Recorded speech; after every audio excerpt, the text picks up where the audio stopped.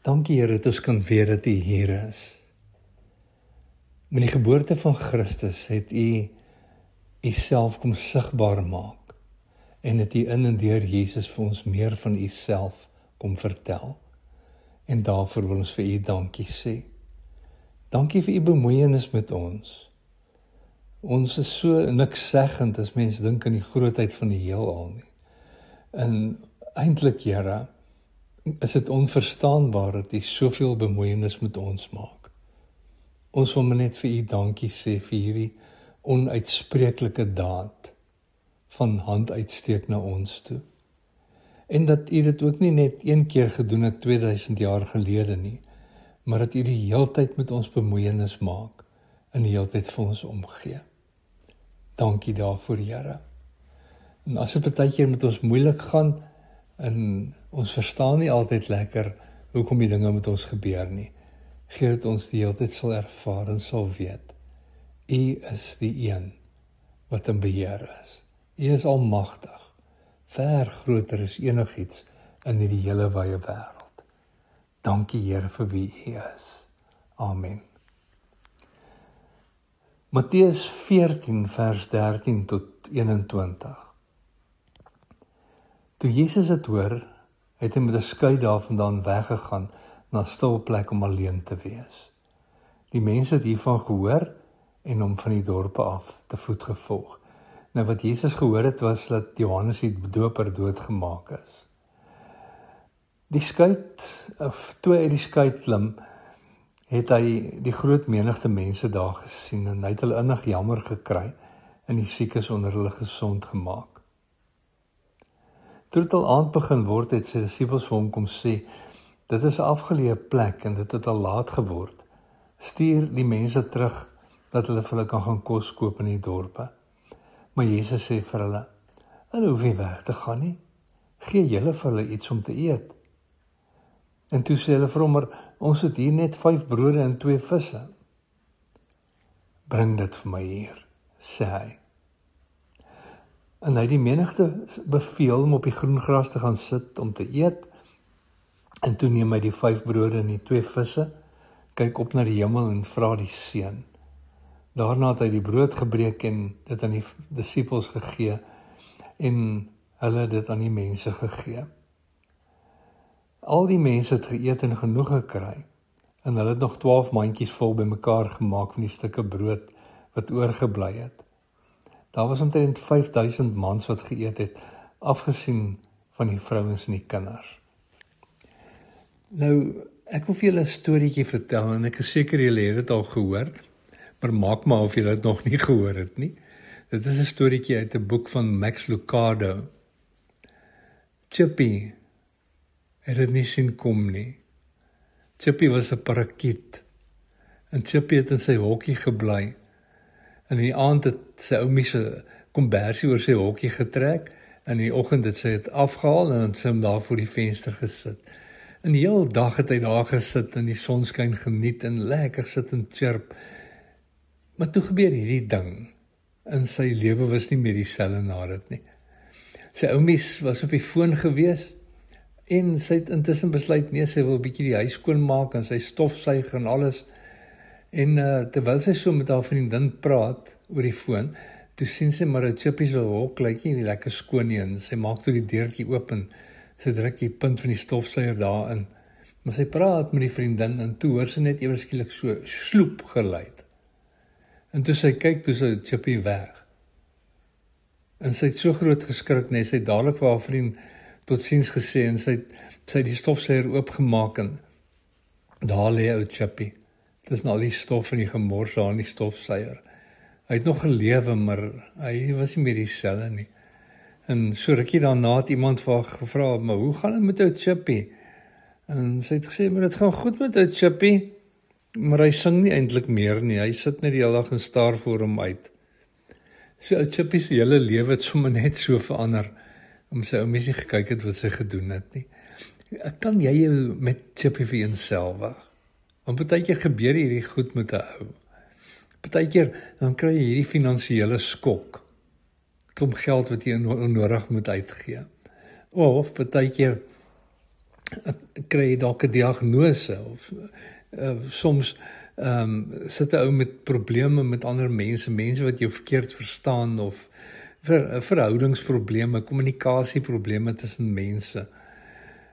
Of 'n polisieman klop in die deur en hy bring vir jou slegte nuus. Kan jy met jou chippie vir eenselwig? Partykeer gaan ou se lewe redelik aan en dan skielik dan gebeur daar 'n ding of 'n paar dinge, dan lyk die goed nou nie meer so lekker nie. En dan is dit nie altyd so lekker om deur daai storm te kom nie. Nou hierdie gedeelte wat ek gelees het, hier wil die Here vir ons sê, ek weet hoe jy soms voel. Ek weet van daai chippie oomblikke in jou lewe. En as mens nou dink aan Kersfees, dit was nou 'n paar dae terug Kersfees, dit was God se hand uitsteek na ons toe, om in ons skoene te kom staan as dit ware, om vir ons iets van homself te kom oopmaak en te kom verduidelik. Maar ook om vir ons te sê, maar ek weet hoe julle voel, want ek het julle gemaak, ek weet wat julle beleef. Nou, hierdie gedeelte wat ons gelees het, gaan oor een dag in Jesus se lewe. En dit roep vir my uit. Ek weet hoe jy soms voel. Ek weet van daai chippie oomblikke in jou lewe. Hierdie gedeelte gaan oor een spesifieke dag in Jesus se lewe. Daar was 'n klomp goed wat in daai dag gebeur het. Die dag het sommer vroeg al begin met die slegte nuus wat Jesus gehoor het. Johannes die Doper is doodgemaak. Hy en Johannes die Doper het 'n intense band gehad, want sy ma en Johannes die Doper se ma het al vir mekaar ontmoet voor hulle geboorte, of nie ontmoet nie, maar hulle was al naby mekaar gewees. En ons lees dit toe Maria vir Elisabeth gaan sê dat sy 'n babatjie verwag, het hierdie klein Johannes die Dopertjie in sy ma se maag sommer net geskop van opgewondenheid. Was daar vreugde in daai ongebore babatjie se hart. En op 'n stadium, toe Johannes die Doper besig was om te doop en Jesus daar aangekom, het hy gesê, kyk, daar is die lam van God, wat die sondes van hierdie wêreld kom wegneem. En Johannes die Doper het hom gedoop, vir Jesus gedoop, en skielik hoor hy nou, dat sy vriend doodgemaak is, op 'n baie wrede manier. Kan jy jouself indink, dat as jy nou skielik die nuus moet kry, telefoonoproep, dat 'n vriend van jou dood is, dit gaan mos 'n groot skok wees in nou se lewe. En ek dink dit was vir Jesus 'n groot skok gewees. En nog meer is dit, toe moet hy nou hoor dat die ou wat vir Johannes die Doper doodgemaak het, Herodes, nog agter sy bloed ook aan is. In Lukas 9 staan daar, Herodes het gesê, Johannes het ek self laat onthoof, maar wie is hierdie man van wie ek sulke dinge hoor? En hy het probeer om hom te sien te kry. Wat ek hier sien, is dat Jesus net wou wegkom. Hy wil net vir 'n oomblik vrede en rustigheid in sy lewe gehad het. En dit is hoe hy dit wou hanteer, dit was sy persoonlikheid. En so gebeur dit met ons ook, dat ons baie keer, as ons in krisis is, dat ons verskillende maniere het om dit te hanteer. Ek onthou jare gelede is 2 van my kollegas se vrouens en 2 van hulle kinders saam met hulle in 'n kar-ongeluk dood. Dit was 'n verskriklike slag. En 'n gemeentelid het gesê dat hy by die een kollega gaan kuier het, en hy wil sommer net bietjie met hom simpatiseer. Toe kry hy hom deur agter in sy vrugteboord. Hy het 'n groot erf gehad, kry hom daar tussen die vrugtebome. Net alleen, hy wou net alleen gewees het. En dit is wat Jesus op hierdie oomblik wou gehad het, hy wou net alleen gewees het. Matteus 14 vers 13 sê, op daardie oomblik het Jesus in 'n boot geklim, om 'n stil plek te gaan soek.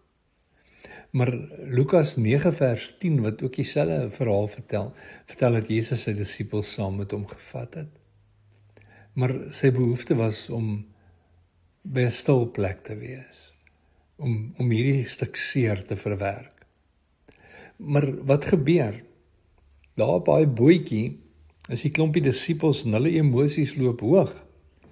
Want nie baie lank terug nie het Jesus vir hulle gestuur en vir hulle gesê, gaan maak disippels van mense, gaan bid vir mense, gaan genees hulle, en hier kom hulle terug, en hulle emosies is vol van al hierdie klomp goed wat gebeur het, en hulle wil net praat, want hulle was eenvoudige mense, hulle was vissermanne, hulle was skrynwerkers, hulle was belastinggaarders, gewone mense, en ek kan my indink hoe graag hulle net sou wou vertel, en vir Jesus vertel, en vir mekaar sou wou vertel van alles wat met hulle gebeur het. En hier is Jesus tussen hulle, en hy het hierdie behoefte om net by 'n stil plek te wees. Die emosies loop hoog. En dan kom hulle aan die ander kant van die meer aan met die bootjie.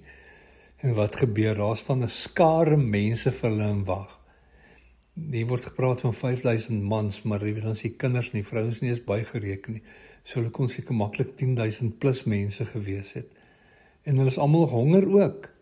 Hulle het gesien daar afvaar die bootjie na die oorkant van die meer toe, en hulle het om die meer gestap, 6 kilometers plus omtrent tot hulle geloop het. En hulle was honger gewees, fisies en geestelik honger gewees. En hier tref Jesus hierdie skare, hy en sy disippels. Het jy dit ook al so ervaar? As dit met jou moeilik gaan, dat jy sommer net 'n bietjie wil wegkom van die huis af of van die werk af. Jy wil net 'n bietjie op jou eie manier jou emosies hanteer en dit verwerk. En nie wil Jesus kom sê, ek weet hoe jy voel. Dis hoekom ek mens geword het, om in jou skoene te kom staan, om vir julle te sê, ek weet hoe jy voel. Ek is ook al deur. Nou, interessant, dat hierdie een dag in Jesus se lewe in al 4 die evangelies beskryf word. Matteus, Markus, Lukas, Johannes. Ook interessant dat nie eers sy geboorte of sy doop in hierdie 4 evangelies beskryf word nie. In al 4 van hulle beskryf word nie. Maar dit is asof hierdie een dag in Jesus se lewe net vir ons wil kom vertel van die intensiteit van sy menswees. Dit is hoekom hy gebore is. Dit is hoekom ons Kersfees vier.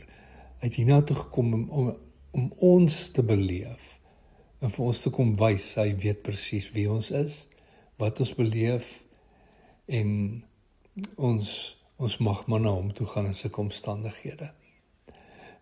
Eintlik roep elke bladsy in die Bybel dit uit. God weet hoe jy voel. Ons het nie 'n ver af onsympathieke God nie. Hy weet hoe ons voel. Hebreërs 4 vers 15 praat daaroor. Dit sê die hoëpriester wat ons het, en dit is nou Jesus self. Die hoëpriester wat ons het, is nie een wat geen medelee met ons swakhede kan hê nie. Hy was immers in elke opsig net soos ons aan vervloeking onderwerp, maar hy het nie gesondig nie. En wat hierdie vers nou sê is, dat Jesus, hy is ons hoëpriester, hy is nie een wat niks medelee met ons het nie, hy weet presies wat ons beleef, hy ken ons swakhede, hy het ook hierdie swakhede kom beleef en kom ervaar, nie gedeeltelik nie, maar ten volle kom ervaar. Hy was ook in versoekinge goed onderwerp, en net soos ons getoets, elke stukkie seer, elke hartseer, dit het hy kom beleef. Net om vir ons te sê, maar ek weet hoe jy soms voel. Net om vir ons te kom sê, maar ek gee om. Dan is dit hierdie een deurslaggewende vers, hier so in Matteus 14 vers 14. Hy het die groot menigte mense daar gesien, en hy het hulle innig jammer gekry. Dit is daai woorde, innig jammer gekry, onderstreep ek soms so met rooi. Hy het hulle innig jammer gekry. Die Griekse woord, splagnisomai, splagnisomos, die selfstandige naamwoord, beteken ingewande. Dit beteken niere, darmes, maag, lewer. En dit is wat die oorspronklike woord is, as wat vertaal word met innig jammer gekry. Met ander woorde, Jesus het dit aan sy lyf gevoel. Hy het hierdie pyn in sy lyf gevoel. So 'n empatie en 'n simpatie het hy met daai mense gehad. En presies dieselfde met jou en met my. As ons seer het, dan hy seer. As ons nie weet waantoe nie, dan maak dit hom seer. Dit maak hom seer as nie met ons goed gaan nie. Want die goed kom partykeer op 'n mens se pad. Nou, hier staan dit, soos ek gesê het, Hebreërs 4 vers 15, die hoëpriester wat ons het, is nie een wat geen medelee met ons swakhede kan hê nie, maar dan staan daar in die volgende vers 16, kom ons gaan dan met vrymoedigheid na die genade troon, sodat ons barmhartigheid en genade ontvang en so op die regte tyd gered kan word. Waarom het hy dit gedoen? Waarom het hy dit beleef? Hierdie pyn gehad?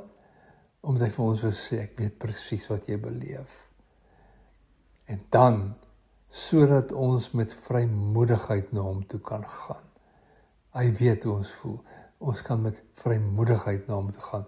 Hebreërs 4 vers 16, en met hom daaroor praat. Dit is ons Here. En vanoggend wil hy vir jou kom sê met die woorde van Matteus 11, kom na my toe.